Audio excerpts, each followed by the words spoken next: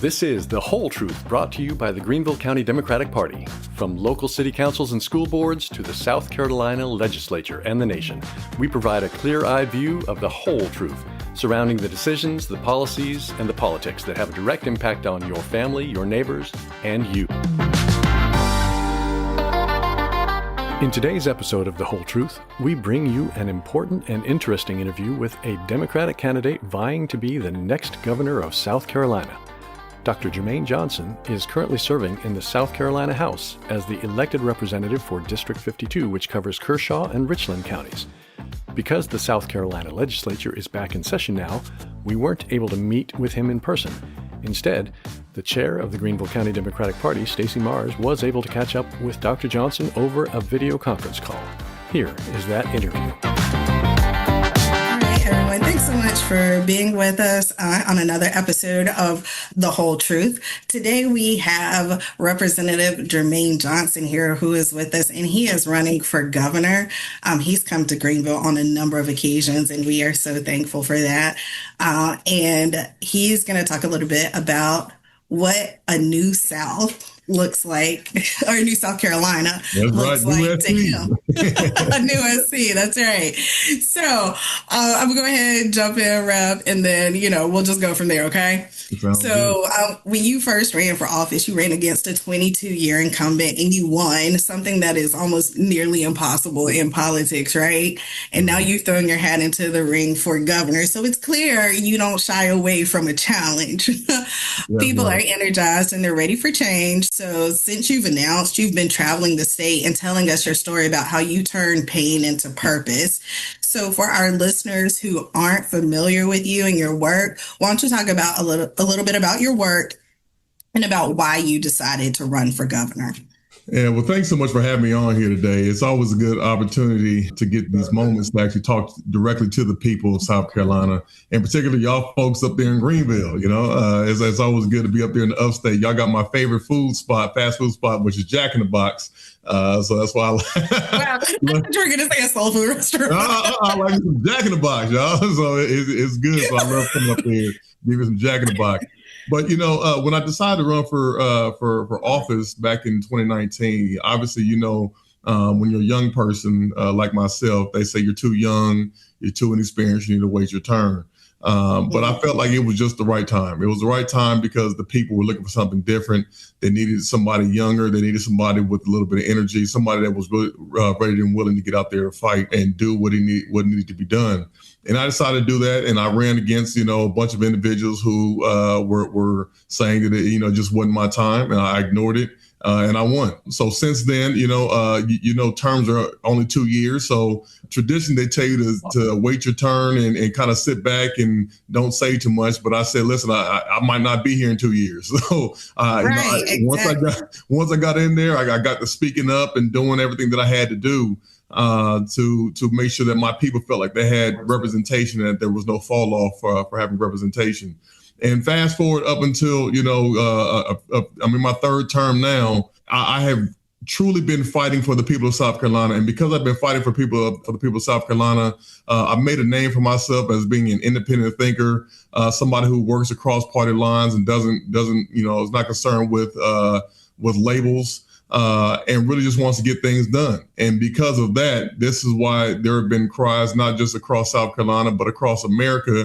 And I even got, some calls and emails from people in other countries saying, Jermaine, listen, you're really giving voice to our pain, and we would love to see you do more. So that's when I, traveled the state and talked to a bunch of people. And they said, man, we want to move you out of this exploratory committee to being a full run candidate for governor. And I listened to the people and I decided to throw my hat in for governor. Awesome. And last year, you really stepped up in a big way. When the House was going through talking about Bill 3927, which is also known as the anti-DEI bill. You made a speech that went viral. And I'm going to just tell our listeners some of what you said, okay? You said you don't like being called racist in here. You hate when we use the word racist. You hate being attacked. You hate when we bring up race and everything. But then when we have an opportunity to show you we're not racist, you let me down every time. and you were able to stop that particular bill, but they passed one that was not too different from that one. And since then, Governor McMaster, he's issued an executive order that prohibited federal contractors and subcontractors from hiring discrimination based on race, color, religion, sex, and national origin. So now the Republicans in the Senate are poised to take up their version of the South Carolina House anti-DEI bill. What would you say to them about that one? Yeah, I would say to not be silent. Don't be silent. Don't just take whatever it is that they're throwing at us. Because what we learned from the very first initial bill that President Trump wanted to see come to South Carolina was that it was not going to equate to South Carolina the way it would be to the federal government. So he wanted us to take a carbon copy bill from the federal government and institute it here in South Carolina. But what we found out was that that bill was actually going to cost taxpayers $86 million to implement that bill. And that was a problem. And they tried to push it through on a proviso through the state budget.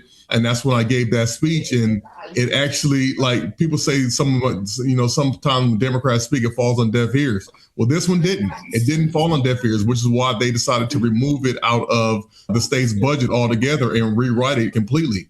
What I will say to my Republican colleagues in the Senate, take a look at the writing, take a look at the bills, take a look at what industry is doing in South Carolina. Was diversity, equity, inclusion a problem when Volvo came? Was diversity, equity, inclusion a problem when Scout Motors just came here? Was the diversity, equity, inclusion a problem when Boeing decided to come here? It was not a problem. It has only become a problem in recent years with this new administration. And I want us to look at the diversity that we have here in South Carolina. We have people from all walks of life that are here in South Carolina. So let's not demonize certain subgroups of individuals. And we have to understand that the people who are truly going to suffer from legislation like this, it's not Black people, it's not Hispanics, it's women. Women are going to be the biggest losers of this legislation. And I wish we would be talking more about that. This is Black women. This is white women. This is Asian women. This is Native American women. This is, just women in general are going to suffer from this because they're going to be the ones who are trying to break into these male-dominated industries and they can't get in because of they're a white woman or they're a Black woman or they're, it's like, oh, they don't belong here or whatever it is that whatever craziness they want to say. We need to start looking at this in a holistic approach and realize that they are going to be letting their daughters suffer in the meantime. Exactly. And I was going to ask you that because what is it going to take for them to understand that this isn't going to just affect other people? This is not going to just affect them. It's also going to affect their wives, their daughters, their nieces, all of that. So what does it take to get that point across? Because it seems like they don't care until they're directly impacted. Yeah, that's the huge issue, right? Because even with gun crimes and things like that, with all the shootings and the homicides that we have here in South Carolina, I've been a big proponent of responsible gun ownership. I've done talks. I've been around the state. I've held summits. I helped create the CVIP program in South Carolina, and you always get the Republicans who are, anytime you mention guns, they're like, oh no, you can't mention guns here. That's such a scary thing. You can't do that.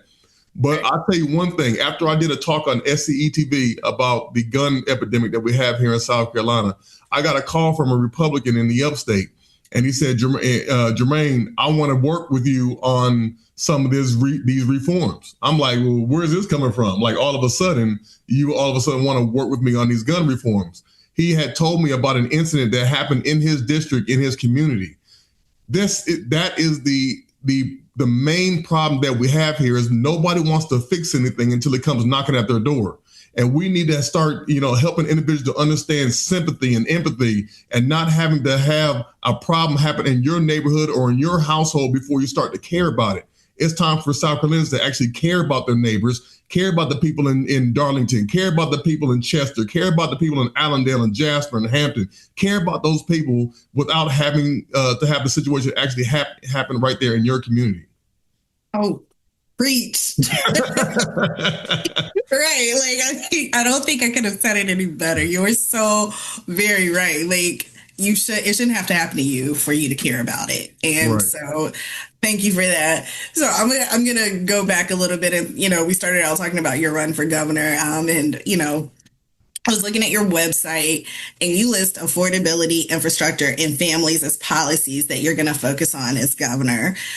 One of the sub policies, I guess you could call it, you listed was investing in fathers and families. And that's not really something you see on a candidate's website. So can you talk about that a little bit and explain why it was important for you to list that as a priority? Yes, absolutely. So we know that fathers being involved in the lives of their children can really stimulate a child's production and their health, right? So back in 2015, I began working for an organization called the Midlands Fatherhood Coalition. And I used to go to the courts and and advocate for men to go through our Jobs Not Jail program. Because sometimes these individuals, they're not deadbeats, they're just dead broke. And because they don't have the money, the finances, see, in South Carolina, did you know that they can suspend every single license that you have for being behind on child support except for a lawyer's license? Every single license. So if you make your money by being a forklift driver, they're going to take your forklift license. If you're a dentist, they're going to take your dental license. If you're a pilot, they take your pilot's license. They take your driver's license. They take everything from you except for your lawyer's license because we know the laws are written by lawyers. Right. So we have this issue that's going on over and over and over again where men are they'll lose their job. And because they've lost their job, they can't make the two payments. They say, hey, listen, if you miss two payments, you're going to go to jail for, up to 90 days or a year. You get up to a year on each individual case. So let's say the judge says, well, we're going to send you to jail for 90 days. Well, while you're in jail, that child support continues to accrue. So I go in owing $3,000, I come out owing $6,000, right? So I owe $6,000 when I come home, and they say if you miss two more payments, you're going to go back to jail. Well, I don't know who's finding a job in 2 weeks. So you miss those 2 weeks of payments, you're going back to jail for another 90 days, unless somebody says, all right, we're going to give you a chance, we're going to give you an opportunity. And I give you one example. I was sitting in the back of the courtroom about to advocate for a man who was in front of the judge, rule to show cause, what it's called. And the man had a zero balance. He didn't owe any child support, and he had a job, and he had paid everything up. The judge sentenced this man to 90 days in jail because he said he was not paying the child support in the way that he ordered him to pay the child support. So he paid the child support. Exactly. He didn't owe anything. He didn't owe anything. But the judge let his ego get in the way and still sentenced this man to 90 days in jail because he said he didn't pay it the way that he ordered him to pay it. That's a problem. When you have a man who has a job, he doesn't owe any child support, but yet now you are going to send him to jail. He's going to lose his job. He's going to come out owing child support. The child is not going to see his father. The child's mother is now going to be like, well, what am I going to do for the next 3 months without any money, without anything whatsoever? That's a problem. And because men are just getting the short end of the stick in terms of having support for, financial support, because the biggest support system for men without jobs is prison. There are no other things that are out there, but we know we have DSS, we have all the other different things for single mothers. There aren't anything for these fathers who are dealing with situations, including shelters and housing and all these different types of things, and including if you have a situation where the mother is getting Section 8 or she's getting something for her and her child, she will lose her Section 8 as soon as the man comes into the house. So we have a problem where we have to really start trying to figure out how to put these families back together. Absolutely. So, it sounds like it's really like this never ending cycle. And one of the things that you could potentially look at is like ensuring that these people don't lose their licenses so that they're able to find a job if and when they go to prison, or get out, excuse me. Right. I want to remove barriers so that fathers can truly be fathers. Absolutely. I just thought that was interesting. I was like, I've never seen this on another candidate's website. So it's good to see that you're invested in families as a whole in South Carolina. So another thing that you talk about is affordability. And I see where you talk about reducing taxes on the middle class, but can you speak to what you would do to bring down prices? Because everything is so expensive right now, Right. and people are struggling in a really big way. So what do you think are some solutions to provide relief to Yes. families? Yeah. So I currently sit on the insurance ad hoc committee. And if anybody's been paying attention to me in these committees, you will see that I've been asking the tough questions to these insurance carriers that are here, because it doesn't even matter right now. I'm sure that you have been a perfect driver, right? You've been a perfect driver, but Of yet every course. single renewal, your insurance Absolutely. premium goes up, doesn't it? Every single It time it does. goes up. You haven't had any accidents, no claims or anything, but your insurance rate continues to rise. Right. So I've been asking these questions of the insurance carriers. Well, why is that the situation? Why is that? And people have been saying, well, if you change this law here, then the insurance carrier is going to leave the state. He's going to stop offering this. But that is a lie. Insurance carriers do better in South Carolina than they do in any other state that's out here in America. And they are making money hand over fist here. Progressive last year alone, they spent over $5 billion just in advertisement. Wow. Just in advertisement. So because we have this problem going on with individuals and they continuously make money and raise your premiums every single year, I'm saying, well, let's call their bluff. All right, let's change these laws. And if they leave here, fine, leave there. Somebody else will come get your business. And that even will put me in the mindset of potentially looking at an insurance option that the state can provide. Where it says, hey, listen, we'll insure, we'll do this, we'll work with the brokers, and we'll figure this thing out together, because I don't think that we should be at the mercy of these insurance carriers who are raising our premiums over and over and over again, and they are even punishing you for not being at fault in an accident. Some drunk driver hits you, but yet they want to be able to drop you from your insurance or raise your premium, and you had it was nothing that had to do with you. I want to change all of that to make sure to force these insurance carriers to bring prices down so that you can afford your insurance on your home, your autos, and things like that. I love that, because a car insurance is expensive. Yes. It's just super expensive now. And this is coming from somebody who actually used to work in the property and casualty space. Yeah. I own an insurance company myself. So that's how I know how this stuff works. And it's heartbreaking for me.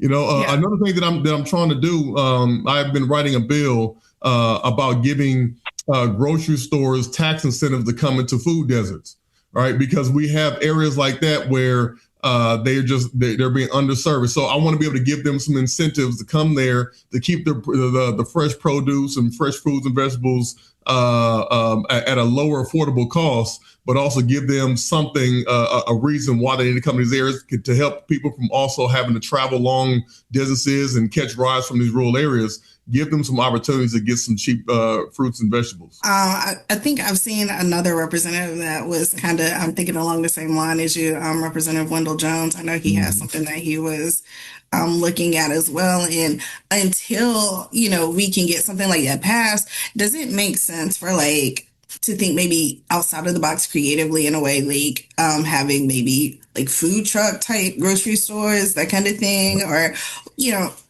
I guess a short-term solution until we can actually get something like that in place? Yeah, so in Richland County, we do have something like that.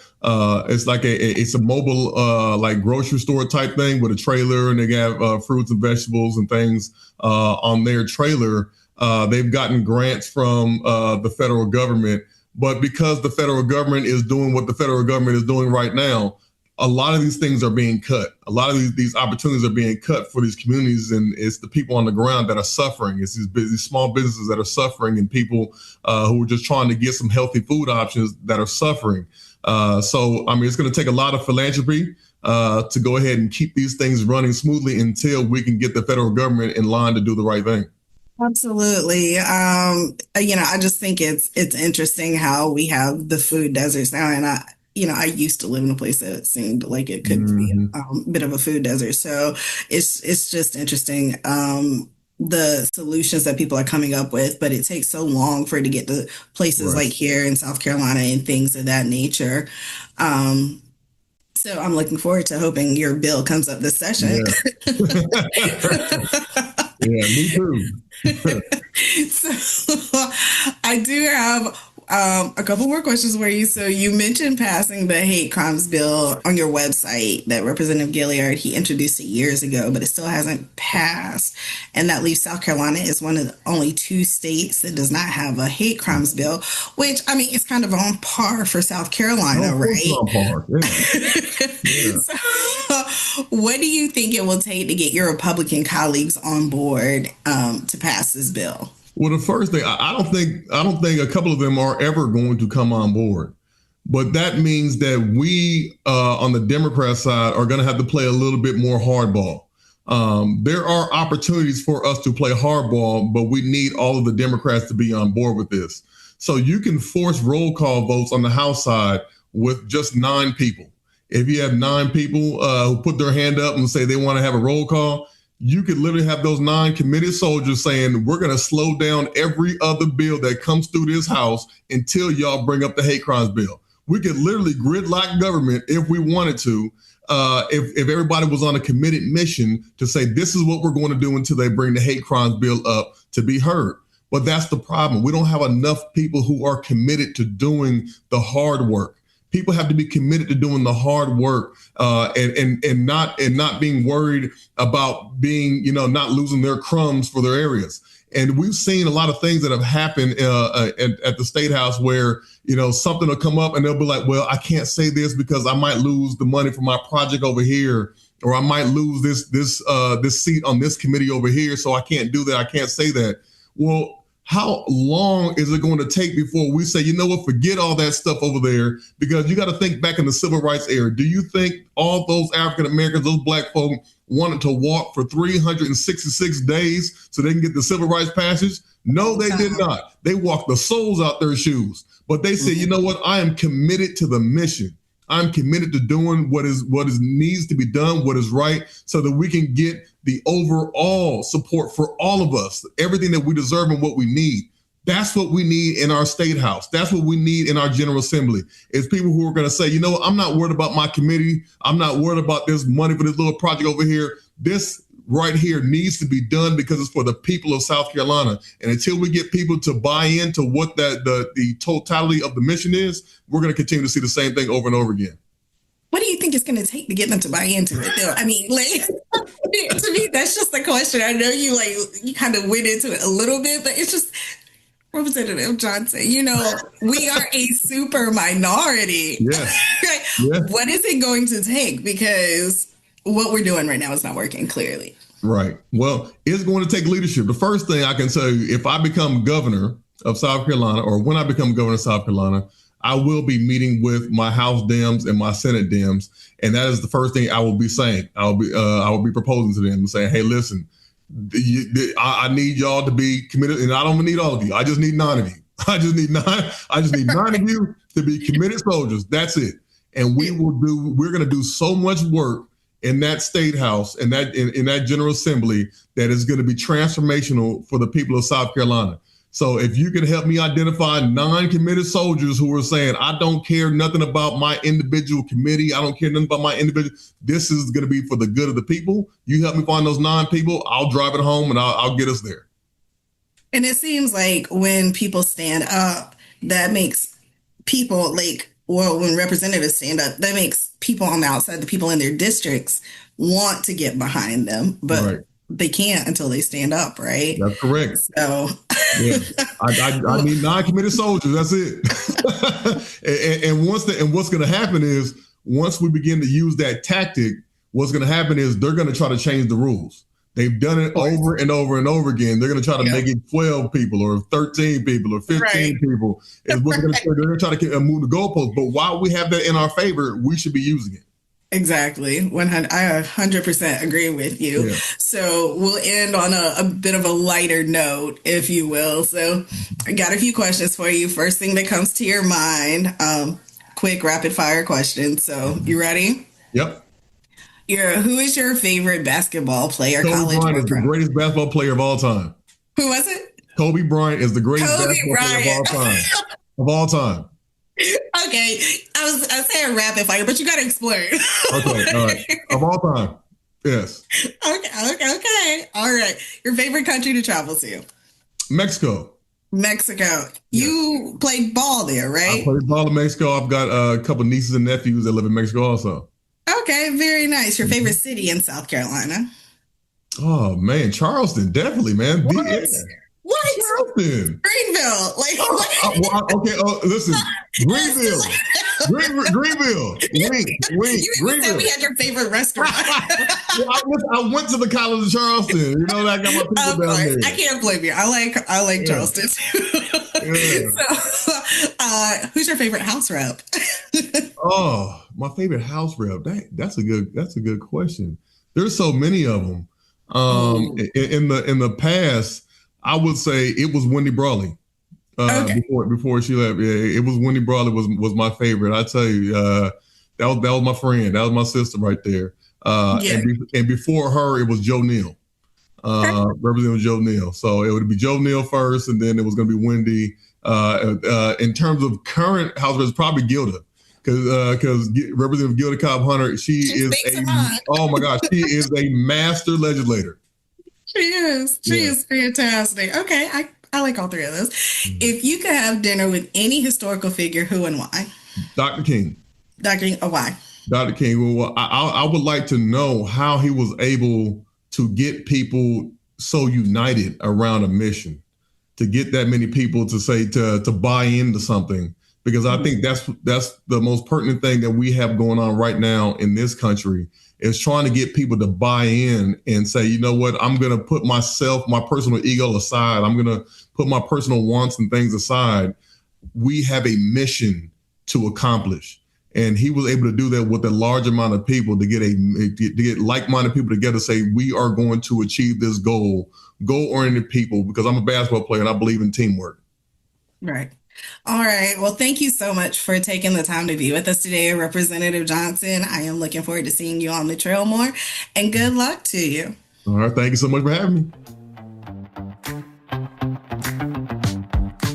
We want to thank you for watching and listening to The Whole Truth podcast, brought to you by the GCDP. It is now available on both Spotify and Apple podcast outlets, so please make sure you share the link to this podcast with a friend or three, or post it on your own social media profiles. Help us spread the word so more people can get the whole truth.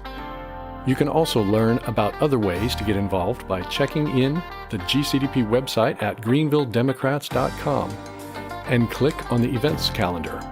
Or you can keep up with what's going on by following our social media profiles shown here. No matter what your experience you have or what skills you have to offer, we welcome you to join us in helping progress this county toward a better future. Thanks for watching and listening.